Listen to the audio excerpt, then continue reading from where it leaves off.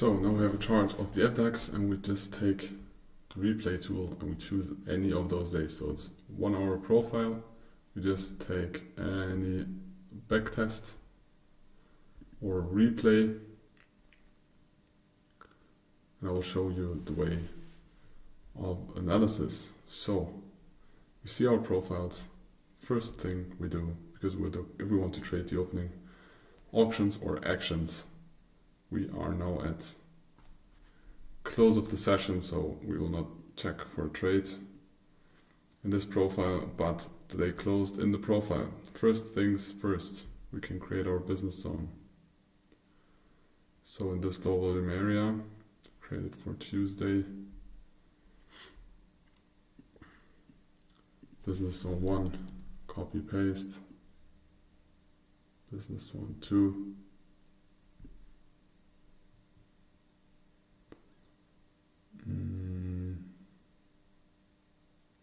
Yeah, we tested that POC already, but most likely like this. So we opened inside, so whoa, one click too early, but we now have the open. We open in the middle of the range, so we check for shorts down here. Value error shifts lower. We had a close in the balance. For now, we're checking for shorts here and for longs here. We don't have a weak low, we don't have a weak high, but we still have a weak low to catch from here. So first we play balance, we check for shorts up there, so we already touched the upside. So let us check on the smaller time frame if there are any patterns we can choose from. So we go to the lower time frame. We have kind of a B shape here. So you can see we went inside. Either we can just short limit here. So the first very aggressive option is just short one tick below, put your stop loss one tick above, take profit to the other side, high risk to reward but low hit rate. So this is going to be the first trade option. Second trade option is we will check for a setup, and we have higher close, lower close, higher close, higher close. So we kind of have our first shape of a B. This is the resistance line, and this here is, let me take,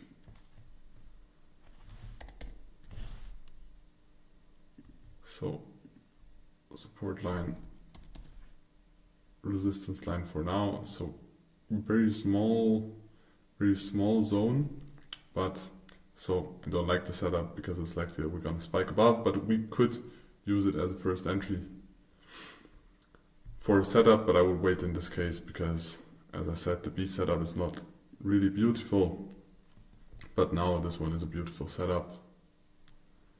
I would rather take that one. So we have another impulse. We have two higher closes, so we could enter here, but I don't really like it. But this is another setup, and then we can check for short trades down here.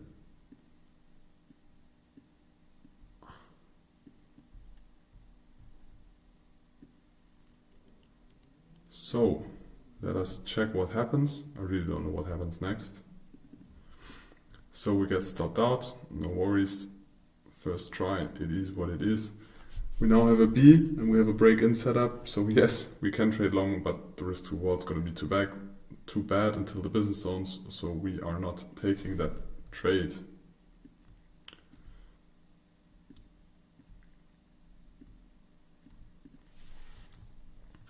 So let us check if we get another beautiful setup. I think we can now also go to a higher time frame. 1 minute is very low and aggressive. So we have another setup. We have a B impulse now on a higher time frame. We have one higher close, but at least here we have two higher closes following. So this can be our range. It would be nice if we break out, we break back in, and then we short. Let us check what happens. So we breakout, continue with the breakout. Now we broke out. We were not able to trade in because maybe on a low time frame, but we can now try to short over here, put our stop loss above, at least above here, above the impulse candle and the volume high of this area. Take profit's going to be to the downside. Let us check what happens. So we get a perfect entry. At this point, most likely we are going to be risk-free. We closed the gap to yesterday, but we have some weak close, overnight session. Yeah, I would take partials if we hit this point and then let the rest run, but at least risk-free at some point. So yeah, risk-free at least by now. We created another B setup, low close, higher close, higher close. So we could think about scaling in here again. Don't like this weak high. I will not scale in, but we could think about it. But my personal decision in this case is not to scale in and check where price is continuing. So as I said, take partial take profit's going to be over there. And because we closed the gap to the previous day and very often we have a reaction over there and rest of the take profit to the bottom. So now we traded through the range. Let us check the profile again, higher time frame. Trading view improved so fast because when I started to study all of this stuff, in the replay mode I was not able to change the time frame, and now you can even change the time frame and then the profile appears, which is very awesome and beautiful. So we can continue short trades down here. We've taken out that low. I would now check on a lower time frame if volume was accumulated down here. If there is no volume, the likelihood of us breaking back into the previous range is higher. So we have the volume profile. Yes, yes, yes. But it's tick volume, so it's not going to be very accurate. For me, it's too aggressive now to scale into short trades. I would wait for a range or break in back into the range. Yeah. Doesn't really look like volume, but we don't know the exact volume because it's tick volume in TradingView. That's not the benefit, but as I said, kind of go away from that active day trading because for me it's too time consuming and I focus more on the institutional side, which is way more long term. So we accumulate some volume below.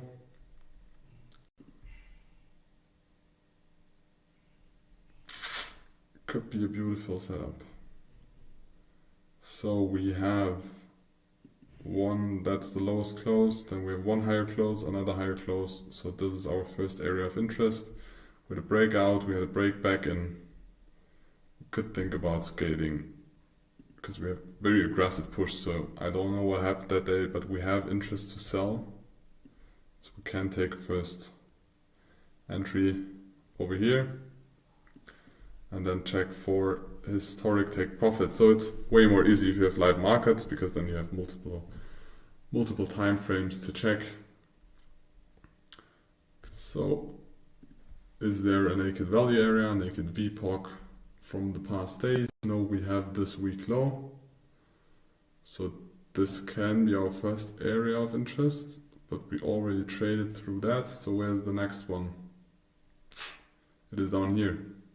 It's the next single print. That's far range because it would be a very aggressive trend day, can happen. I would trade the stop losses pretty aggressively in this case. And it's also a very aggressive entry. I think the likelihood of us forming a V structure and trading through the balance is way higher, but I think I would take this trade, but it's very aggressive. So we enter. Not bad. At least at this point I would go risk-free or save some profits. Over there's a small gap, most likely we'll fill that gap, so maybe above that gap, above that high volume spike somewhere around the entry, but reduce risk and then let it run. So we are forming now a new structure, lower close, higher close, higher close. So let's check how we continue. I would not scale in more aggressively because it already is a very aggressive trade and we are on a 1 minute chart. So we are in intensive day trading. So we get some reaction at the high volume area of this accumulation. Continue downwards. I will take some partials here because we are on the downside or at the bottom of the side. We have a weak low, so most likely we'll dip down below this low again. But we are, so you see we create a new volume accumulation, and on the bottom I will take partials in this case because very high risk to reward trade. And then we go back. Yeah, there's no real interest in selling a lot anymore. And it's the lunch break, so most of the time I would take some food over here and then I reduce my position size before if I'm not eating in front of the screen. So we took out the low. Let us see if we take that single print. But I think now at some point over 14 or 15, the Americans will step into the game and they like to reverse in FDAX the whole story. What the Germans did in the morning. So we can also switch to a higher time frame. So we already had 2 trades, 3 trade now. 1 trade is the aggressive trade, but I personally don't like those trades because that way I would trade very systematically and I would like to wait for setups and then not just go in limit, but can be a very good strategy, but I would not take this trade. So I would take first trade was a stop loss, second trade was a take profit, third trade is also a profitable trade, but most likely we are stopped out here by now. So now, as I said, the likelihood of this move getting reversed is kind of high. So let's check what the Americans are doing. So, but if we combine the setups, again, we had a B setup here, we have a B shape here. We are now forming a P shape because we have an impulse, we have one, this is the highest close. We have one lower close, we have another lower close. So we can at least create an area around here. But we are not above the business zones, so can take this trade, but for me it's too aggressive. I would wait for confirmation above here. We have low volume area. So we have a low volume area here and we want acceptance in or above this. So we accept this high volume area again. So let us check if we spend at least 30 minutes above the business zone. What are the Americans doing? So we're getting close, but we don't have real acceptance. So when you see something like this, it's unlikely that we spend a lot of time or accumulate it, or that we don't know how much time of this 30-minute candles we spent above the business zone, but it's unlikely that it's going to be a lot. You can also check it on lower time frames, but yeah, we just like dip inside, dip outside. Still a resistance area and not a support area. And we still continue short, and now for me it's too late. I mean, the FDAX is closing soon, Europeans are getting out of the market, going to bed. Likely that we're going to close in the value area of the previous day, which is between the business zones, but I would not take any trades here anymore.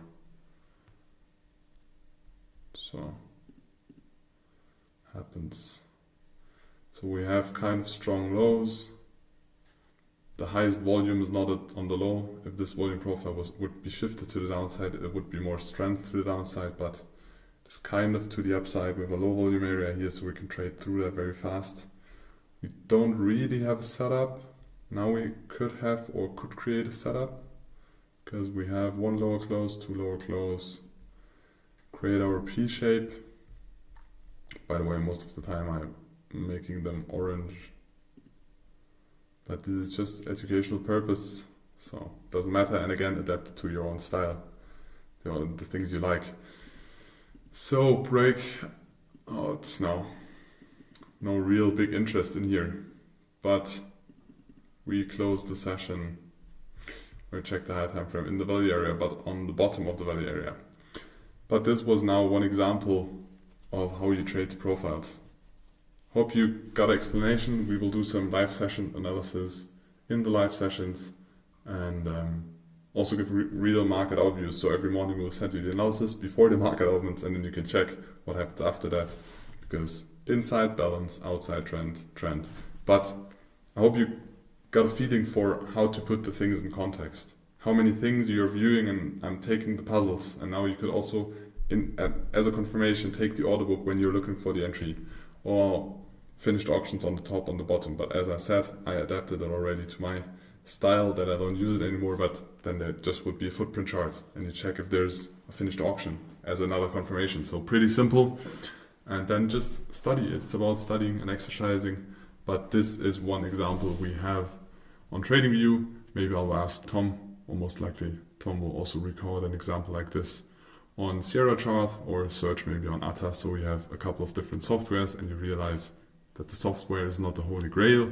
Also, the trading strategy is not the holy grail. It's about combining the stuff, exercising the stuff, and adapting it to the things that work for you. So, I'm gonna grab some lunch now. Wish you a very good evening, morning, whenever you're watching the video. Bye.